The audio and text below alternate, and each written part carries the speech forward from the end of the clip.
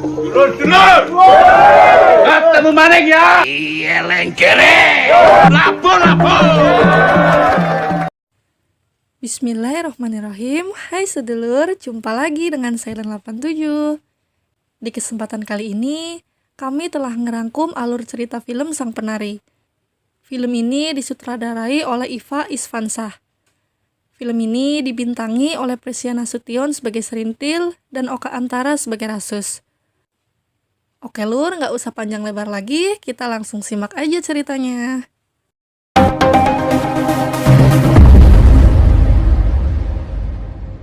Film ini dimulai dari seorang tentara bernama Rasus yang sedang mencari kekasihnya bernama Serintil di desanya. Namun desa Dukuh Paruk adalah desa zona merah Partai Komunis. Dan hampir semua warganya baru ditangkap dan dibawa oleh para tentara termasuk Serintil. Terlihat suasana kampung yang kosong dan seperti tak berpenghuni. Lalu Rasus masuk ke salah satu rumah dan ternyata di dalam rumah itu ada Kang Sakum, tetangga Rasus. Lalu film flashback ke beberapa tahun silam sebelum malapetaka itu terjadi, di mana Rasus dan Serintil masih remaja. Rasus dan Serintil adalah teman dekat. Rumah mereka berdampingan, saking dekatnya mereka seperti saudara kandung. Pada suatu malam di desa mereka sedang mengadakan sebuah acara hiburan tari ronggeng. Terlihat Serintil sangat bersemangat untuk melihat acara itu.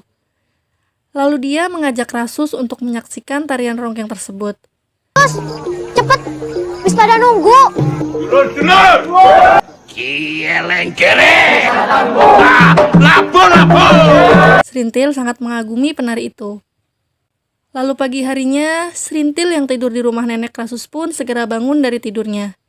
Ia pun langsung pamit pulang pada nenek Rasus. Balin disit ya, Nik.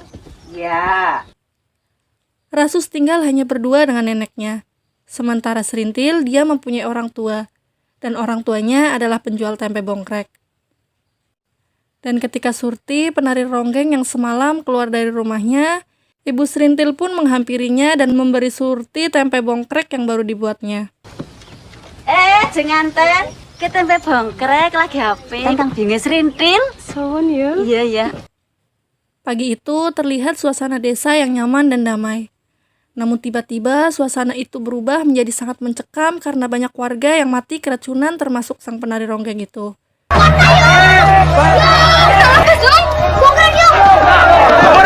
Dan ketika penari itu dipapah warga, keris jimatnya jatuh dan diambil orang. Ternyata mereka keracunan tempe bongkrek yang dibuat oleh orang tua Serintil.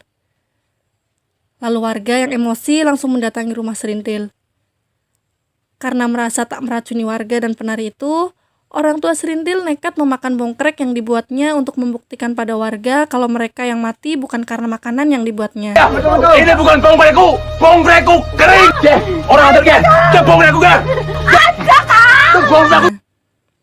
Namun naasnya, makanan itu memang benar-benar beracun.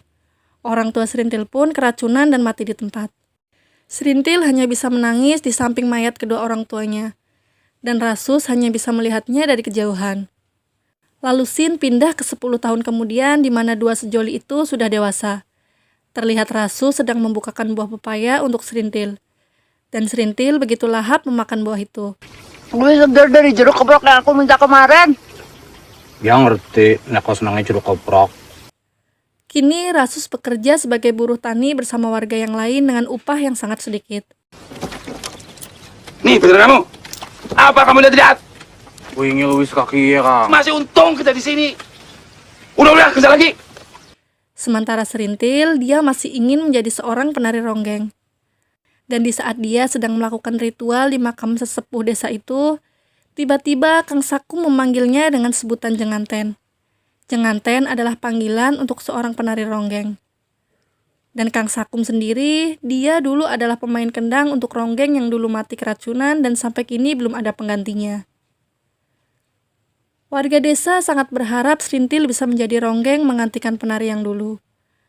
Karena semua warga desa percaya dengan adanya penari ronggeng di desanya, maka akan membawa kemakmuran untuk desa itu. Dan apabila suami-suami mereka bisa meniduri sang penari ronggeng, maka keberuntungan akan mendatangi rumah tangga mereka. Nanti kalau benar Srintil sudah jadi ronggeng, mesti bojoku yang akan dapat perawanya. Ronggeng ke milih sing akeh duwite iki bojoku sing menang. Namun untuk menjadi penari ronggeng harus direstui oleh leluhur mereka. Dan dia harus mempunyai sebuah jimat keris yang sudah turun-temurun dari penari ronggeng pendahulu-pendahulunya. Lalu kakeknya Srintil mendatangi Ki Kartarja, yaitu orang yang dituakan di desa Dukuh Paruk dan menjadi dukun ronggeng. Kakeknya Srintil datang untuk membicarakan tentang Srintil. Kakeknya percaya kalau Srintil telah kemasukan indang dari kecil. Srintil, Kang. Cucuku itu sepertinya sudah jadi ronggeng sejak lahir. Dan kakeknya berniat untuk mengajak Srintil melakukan tarian ronggeng esok malam. Lalu Rasus yang sedang berada di ladang, dia didatangi oleh temannya. Rasus diminta untuk memperbaiki senapan angin temannya itu. Dan temannya memberitahu Rasus kalau nanti malam Srintil akan menari. Iya betul botol kok. Mengkambengi Srintil gipeng. Dan malamnya warga berkumpul untuk menyaksikan Srintil menari. Tapi sebelum itu, Srintil harus disahkan oleh Ki Kartarja selaku dukun ronggeng untuk menjadi seorang penari ronggeng. Namun setelah ditunggu cukup lama, Ki Kartarja tak kunjung datang. Dan akhirnya warga yang telah berkumpul itu pun membubarkan diri. Seneng orang mulai-mulai,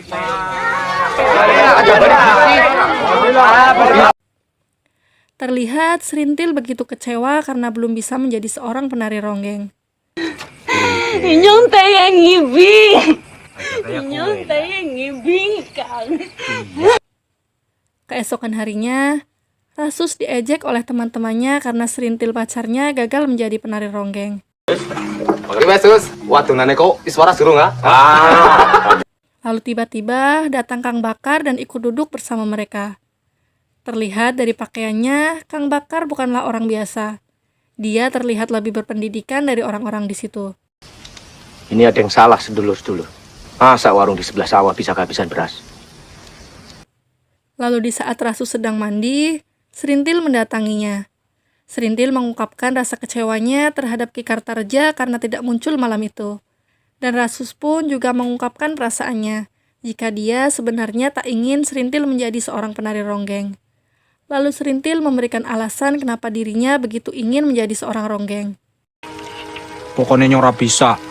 Delongko seperti pohon kelapa. Sapa baik bisa selama selumun manjat. Bok menawa ki bisa dadi laku yang harus aku jalani. Yang warga kenawanga tuaku. Dan setelah mendengar alasan Srintil, Rasus pun pulang dan dia mengambil sebuah keris yang ternyata keris itu adalah keris milik penari ronggeng yang dulu terjatuh. Dan ternyata Rasuslah yang mengambilnya. Lalu Rasus memberikan keris itu pada Srintil. Karena hanya dengan keris itu, Srintil bisa menjadi seorang penari ronggeng. Lalu paginya, keris itu diserahkan pada Ki Kartarja. Dan Ki Kartarja pun mengumumkan pada warga kalau Srintil telah dipilih menjadi ronggeng baru di kampung Dukuh Paruk. Sedulurku kabeh. Srintil dipilih jadi ronggeng. Srintil langsung diajak oleh Ki Kartarja untuk melakukan ritual adat menyambut seorang penari ronggeng yang baru. Dan malamnya, Srintil langsung menari di hadapan warga. Semua warga sangat senang dengan adanya penari ronggeng lagi di kampung mereka. Kecuali Rasus. Dia terlihat begitu tak ikhlas melihat wanita yang dicintai kini akan menjadi milik orang sekampung. Sus! Maring di! Srintil kan lagi joget! Dan kini Ki Kartarja bersama kakeknya Srintil tengah menghitung hari untuk membuka kelambu Srintil. Buka kelambu adalah hari di mana semua orang boleh meniduri Srintil dengan mahar yang sudah ditentukan. Namun kakeknya Srintil terlihat ragu dengan harga yang telah ditetapkan oleh Ki Kartarja karena menurutnya terlalu mahal. Apa pernah ada ronggeng yang cantiknya seperti cucu sampean? Tapi kalau kemahalan, apa malah nggak nyalai aturan itu, Kang? Dan di tempat lain, Rasus yang sedang berada di warung terlihat begitu sedih. Lalu Kang Bakar mentraktirnya air minum. Warga yang kini sering melihat Kang Bakar datang ke sana berprasangka bahwa ia pun sedang menunggu Srintil buka kelambu. Kang, sering kemari pasti juga karena mau ikut buka kelambu ya? Kalau cuma masalah seks, buat saya itu hal yang sepele. Keesokan harinya, Rasus sedang melihat para tentara sedang mengambil sembako di pasar. Tiba-tiba, komandan tentara itu memanggilnya dan menyuruh Rasus membantu menaikkan sembako-sembako itu ke dalam truk.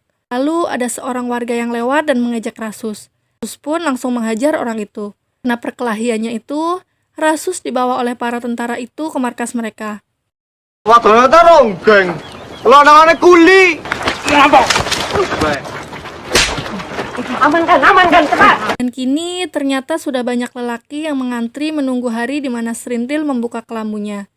Baik lelaki dari desa itu maupun dari desa tetangga. Lalu Serintil yang sedang melakukan ritual, ia melihat Rasus baru pulang dari markas tentara. Lalu Serintil pun menghampirinya. Terlihat Serintil agak takut dengan ritual buka kelambu itu. Bentar lagi aku buka kelambu, Sus. Aku takut. Ya kamu blok ngerti. Nera pengen buka kelambu ya rasa dadi ronggeng. Lalu tiba-tiba terdengar para lelaki yang berada di ruang tamu bertengkar. Mereka berebut untuk lebih dulu mendapatkan Serintil. Dan istri Ki Kartareja pun menenangkan mereka. Serintil jadi takut kalau kalian bertengkar seperti ini. Tidak bisa lihat yang kasar-kasar. Dan malam yang sudah ditunggu-tunggu oleh para lelaki itu pun tiba. Malam di mana Serintil akan menjual tubuh dan keperawanannya. Di tengah keraguan dan ketakutannya, tiba-tiba Rasus datang menemui Serintil. Lalu Rasus membawa Serintil keluar. Dan di belakang rumah itu, Serintil memberikan keperawanannya pada Rasus.